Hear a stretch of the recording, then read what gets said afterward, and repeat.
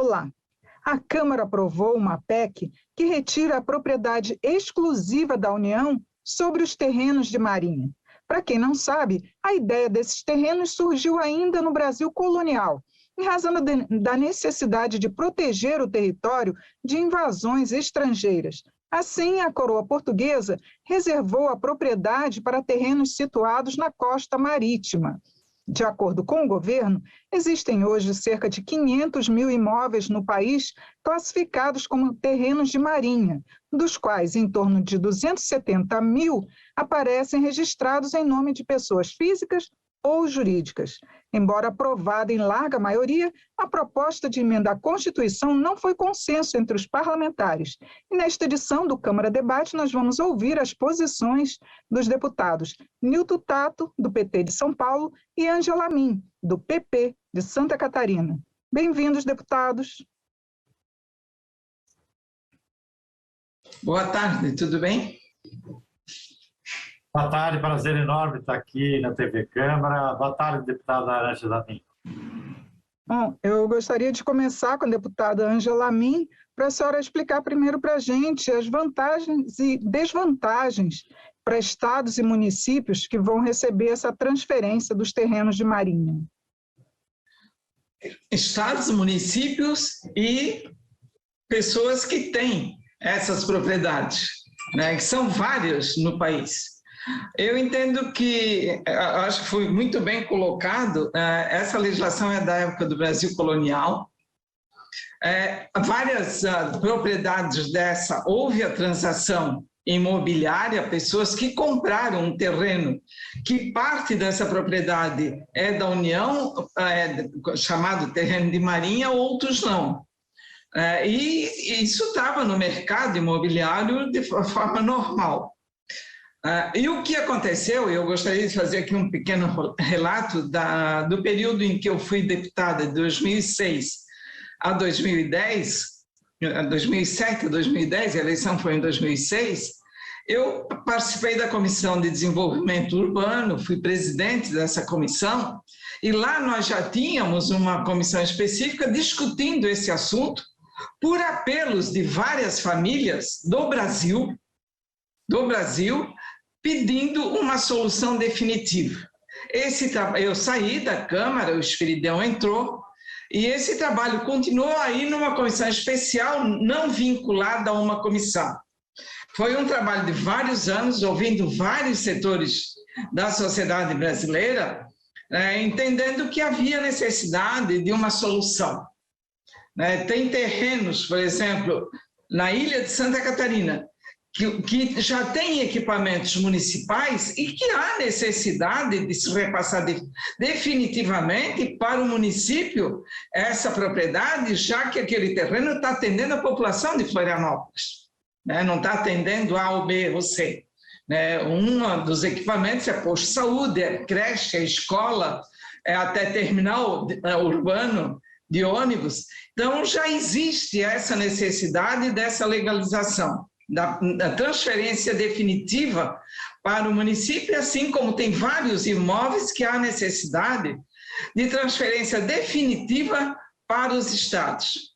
Então, é fruto de muita discussão, de muita análise, de muito cuidado, até chegar o momento da votação. E ela é muito clara nos aspectos, ela preserva a questão social, de ambientes onde terrenos que foram invadidos e o município investiu, fazendo com que as casas viessem a ser construídas para essas famílias, mas não consegue a transferência definitiva exatamente por falta dessa legalização. Então, isso é muito claro, ele será gratuito para essas famílias de áreas ocupadas por habitação de interesse social e das áreas que tratam do inciso 2º do caput desse artigo, que quer dizer, passarão domínio pleno dos respectivos estados, municípios, as áreas afetadas ao serviço público estadual municipal, inclusive as destinadas à utilização por concessionárias e permissionários de serviços públicos.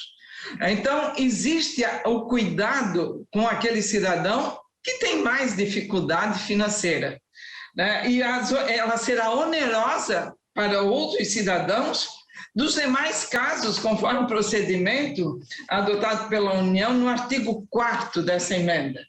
Agora, eu gostaria também de ouvir o deputado Nilton Tato, porque foi extinta a taxa do laudêmio sobre esses terrenos. Isso não vai causar um impacto nas contas públicas? Primeiro, eu quero dizer que todo o argumento utilizado aqui pela deputada Ângela Min, quando se trata daquelas ocupações que foram feitas historicamente por pessoas que ocuparam porque não tinha uma política de moradia por parte do poder público, essas precisam ser regularizadas. O problema é que a PEC não trata só de regularizar aqueles que têm, podemos dizer assim, de interesse social. A PEC não trata só de regularizar e transferir para o Estado e para os municípios daqueles terrenos de marinha onde foram construídos equipamentos públicos. Neste caso, deveria ter, sim, uma PEC fazendo nesse sentido. Então, mas quero também recuperar aqui que quando foi criado, em 1823, foi criado numa estratégia pensando no país, de proteção do território. Naquele momento, tinha todo sentido.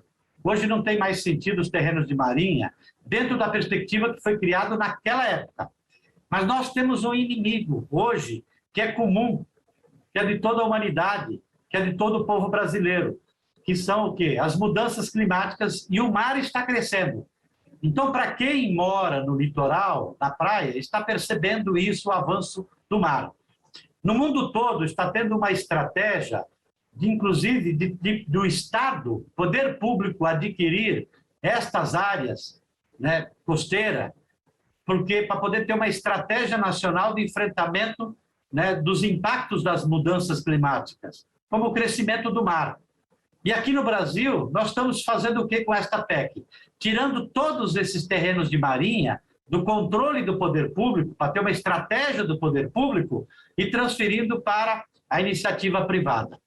Então, não resolve, quer dizer, vai resolver do ponto de vista da titularidade para esses que precisam do ponto de vista social, mas mesmo assim, em determinados lugares, precisa ter uma avaliação profunda, técnica, para ver se não é a área de risco do ponto de vista do crescimento do mar, porque não adianta você crescer, construir edificações e manter, inclusive, edificações em áreas que depois o impacto do crescimento do mar, daqui a 5 anos, 10 anos, 15 anos, 20 anos, o mar vai tomar de volta esses lugares. Tá? Então, nós estamos criando um problema também para o futuro. Então, nós precisamos fazer como foi feito lá em 1823, pensar de forma estratégica, pensar para o futuro.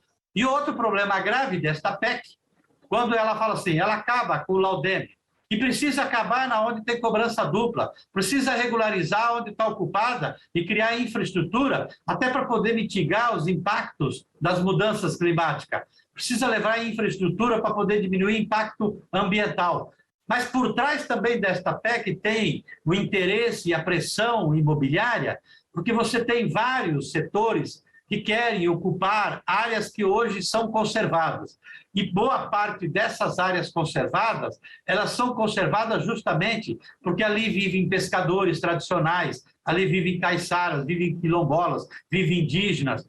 E aí, na medida que você abre a possibilidade de titular para pessoas, você vai ter a pressão imobiliária que vai destruir essas comunidades, destruir o ambiente, criar um impacto ambiental e faz com que a gente perca aquilo que é muito caro ao Brasil, inclusive para o turismo sustentável, que é a beleza da paisagem cultural que tem na costa brasileira, que compõe, entendeu? Que é os bens culturais produzidos por essas comunidades. Então, vão ser áreas para construir grandes resorts, grandes hotéis, que é boa parte dessa pressão, tá? Mas vai destruir aquilo que tem de potencial do turismo brasileiro.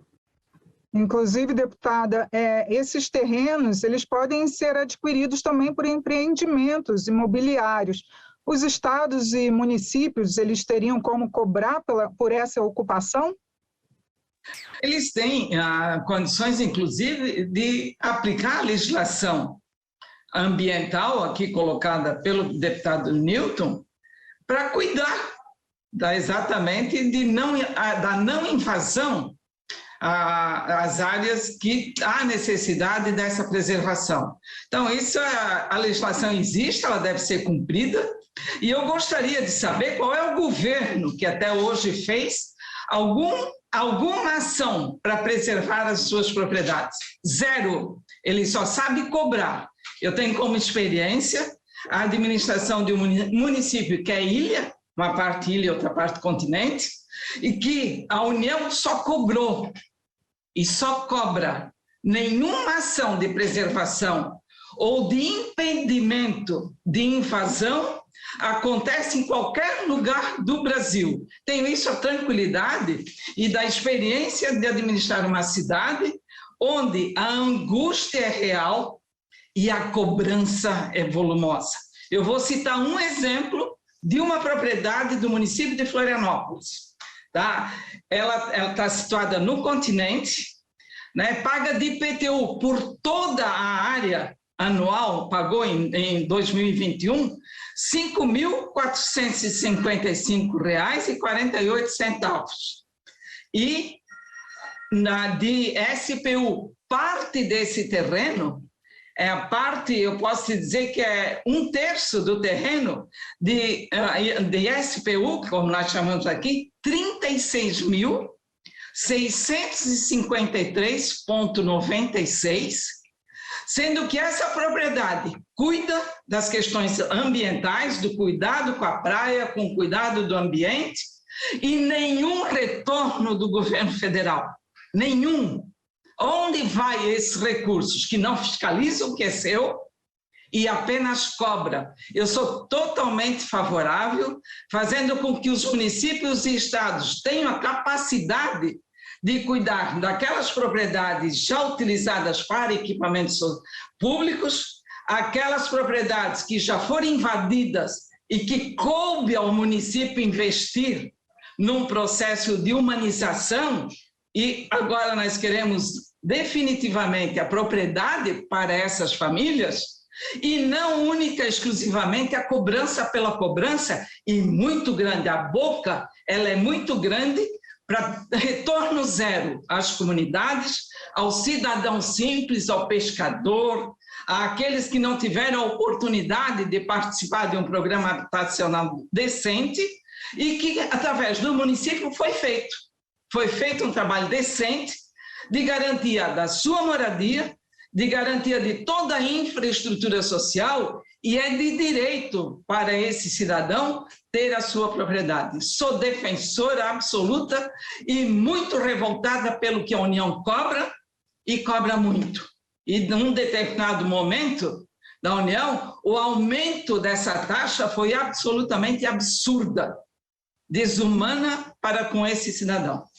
Inclusive, deputado Newton Tato, essa é uma reivindicação antiga, como a deputada Ângela já citou. Essa PEC mesmo, ela é de 2011. Por que ela foi colocada agora, que o senhor atribui a entrada em votação agora? Primeiro, ela foi colocada em votação agora, porque também está como prioridade do governo e da base do governo votar também um outro projeto de lei número 4.444, que privatiza as praias públicas. Então, aqui nós estamos privatizando os terrenos de marinha, que é propriedade do povo brasileiro, né? Propriedade da União é propriedade do povo brasileiro. Aí nós estamos entregando para grandes conglomerados, em especial, né, da especulação imobiliária, conglomerados turísticos, né, várias áreas, vários terrenos de marinha. Aí depois aprova mais esse outro projeto de lei, se a gente não tomar cuidado da forma como está sendo as votações na Câmara, vai aprovar também a privatização das praias.